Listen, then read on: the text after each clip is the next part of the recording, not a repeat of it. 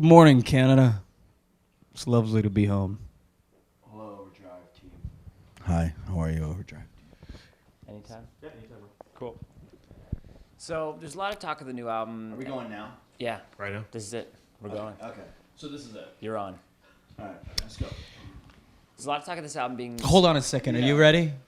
I'm ready. I mean, Okay, good. Okay. And action. All right. We're just And- being stinkers. And go. Okay. There's a lot of Jimmy talk, Tank. No, just. there's a lot of talk of this album being a more stripped down sound, more stripped down emotionally. Now, was that a reaction to the first album? I think in a lot of ways this record was basically just a collection of songs that represented a period of life, a period of our lives, and it was an incredible time when we think about making the record. There were a lot of amazing memories of Matt and I walking down the beach. I had this giant, this Andalusian Spanish horse that I won in a casino in Monte Carlo, and he loved that damn horse. Don't be a wimp. Went to a glue factory. We'll never see that horse again. Anyway, it was an incredible experience to make, and we recorded the album all over the world, and we're very proud of it. It's nice to see it catch fire like it has been, and the excitement surrounding the record right now is just phenomenal. So we're very, very happy, very proud. We were like proud parents, As you mentioned, you recorded it or your all- local priest. Yes. Either way. recorded it around the world. How did that influence the sound? Well, the tribal dancing, the medicinal values of some of the herbal remedies that we found in different indigenous tribes from, all the way from the Ivory Coast to the rainforest was not only great chocolate, but the fantastic surroundings to produce and inspire music. Now, the band in the studio the first time around was just the brothers, you two. It was. And this time around, you brought in your friends from Don't touch me. from the rest of the band to help with the writing process. How did that change the record? Well, it changed in a few different ways. There were different attitudes to deal with, especially from these guys in the back. Demands. Tomo likes to have a weight bench right next to his guitar rig. True. He likes to do curls in between takes. And Matt and his Pilates instructor, well, I don't know what that guy's name was, Jorge? Gotta keep limber when we're in the If studio. you call him a guy.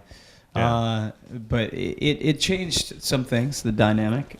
But ultimately it was, a lot didn't change. It was 30 Seconds to Mars, and it was kind of like they had always been here. And they helped me and Shannon achieve a lot of our goals of what we wanted to accomplish out of this record. And I would like to think that we helped them as well. True that. Absolutely. Indeed. So, Where would you sell?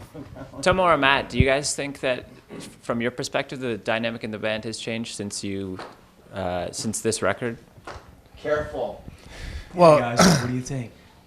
I think going into any predefined situation like we did, it's you never really know what to expect. And I think that, through the writing and the recording of the album, I think it was Jared and Shannon were really open to letting us kind of put our creative input into the record. Yeah. Hence the record's called A Beautiful Lie, because I just lied my face off. And you're beautiful. Beautiful. Thank God for editing. That's all I've got to say. Yeah. Thank God for editing. No, it was exciting to have surprises and contribution from the other guys, and as long as they just don't screw up the writing process, everything's gonna be okay. Yeah, as long as we just stay out of the way and keep our mouth shut, usually everything goes well. It is fine, especially Tomo. Yeah, he's got a big effing mouth. That's why he doesn't have a mic right now. Trust us. So with the web these days, we have a lot more access to the artists we love, and you guys seem to embrace this. Dude, but hold on a second. What'd you call me? Did you call him? You did? Did you? What's up, dude? Yeah, Matt, what's going on? It's not cool. It's really not cool, bro. And a little inappropriate. Editing now. Not very Okay. funny. Should we go? No. It's Give me another question. you cool. Yeah. So you guys kind of embrace the web and use it as a great way for your fans to see Yes. more of you. Why is that important to you guys?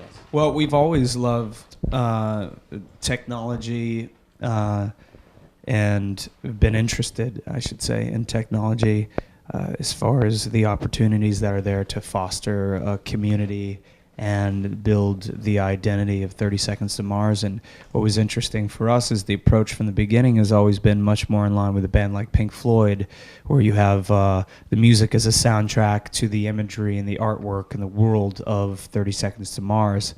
And that's the approach that we took since the very beginning. The internet was a really powerful tool because it's an anonymous way for us. It was an anonymous way for us to get the music out there with the visuals and the soundtrack to those visuals. And it's proven to be a really productive place for our family of fans out there to really connect with each other and have a greater sense of community.